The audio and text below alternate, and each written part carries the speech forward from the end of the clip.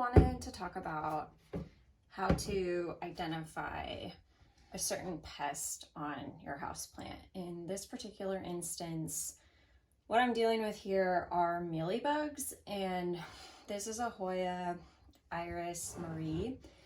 It looks pretty healthy, but it was next to another one of my plants that had this yellow leaf.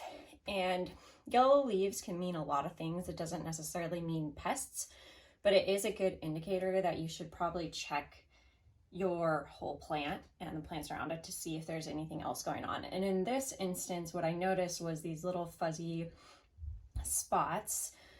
On this one, there you can actually see the mealybug. And for some reason, I've noticed they kind of like to live in the crooks of the leaf and the stalks, but they also like to live on the underside of the leaf. So because there's not additional growth on this and the leaf is dead, I just went ahead and cut this off and I treated the rest of the plant. But then I went to check this one and it has the same problem, so I figured I would show you. So all I do to start is I get some rubbing alcohol, a cup, and a couple of Q-tips. And this does take a bit of patience.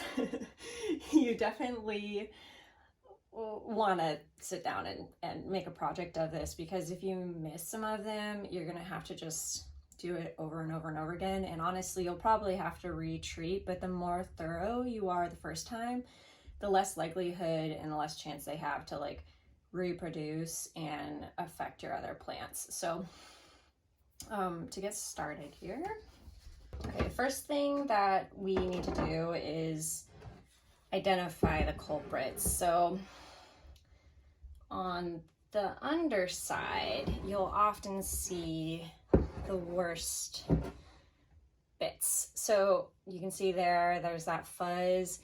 If you didn't know any better, you might just think that that was mold, but you'll see when I clean it off with alcohol that there's actually more underneath that fuzz than just the fuzz. So I am going to get my Q-tip wet, and then I'm going to wipe the infected area, and that kind of reveals what is happening underneath. And I'm just gonna throw this one away. I don't reuse them. I don't want to put what's happening here back in my alcohol, so I'll dip the other side. I might even like cut it in half. And then do it again with the other side, just for the entire plant. And depending on how bad it is, this can take quite a bit of time. So I see some there, some little white spots. That might be a piece too. Throw that away.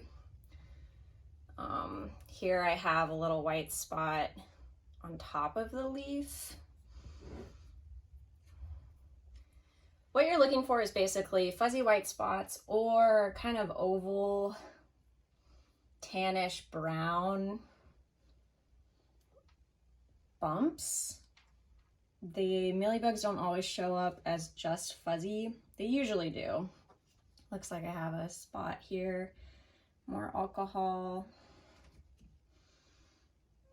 And you want to get everything that you see. If you're lucky and you catch it early, your plant should have a really high chance of recovering. And you can get beneficial insects to do that too, but I don't have any. And it's just inevitable that if you have a bunch of plants, you are going to have pests on your plant. So this is really a good opportunity just to check the health of the plant anyways. Like, look at how it's doing. I have like a little bit of dead growth there, and these darker leaves are typically just a sign of stress. So I'm going to break that off. The plant should recover fine. If I wanted to, I could trim this later and actually propagate it, just because there's not very much growth here. The plant also doesn't have a trellis, so that's not helping any matters out, but I actually don't see very much else on this plant, which is a good sign. But before I call it done, what I will do is I'm going to take it to the sink or to my shower more likely, and I'm gonna rinse it off. And some people will actually just spray their plant with isopropyl, like rubbing alcohol in water, but some plants I found really don't appreciate the alcohol bath. So I try to keep the alcohol to a minimum by spot treating, and then rinse the entire plant off, let it dry, and then you can spray it with a mixture of neem oil.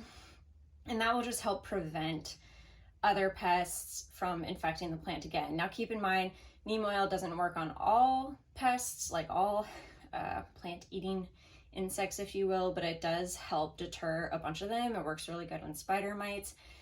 You don't need to over-treat, but if you're doing a treatment like this where you know the plant has been infected, it's a good idea to just give it a quick wash with the neem oil, and that's all there is to it. I would really recommend checking the plants around the area. Like I said, I had another plant. This was the instigator, I think, of the problem, and it still looks really healthy too. I'm just gonna keep a close eye on both of these, and I'm also gonna put them in quarantine, so they're not going to mingle with other plants until I know that they are not going to cause an infection to spread.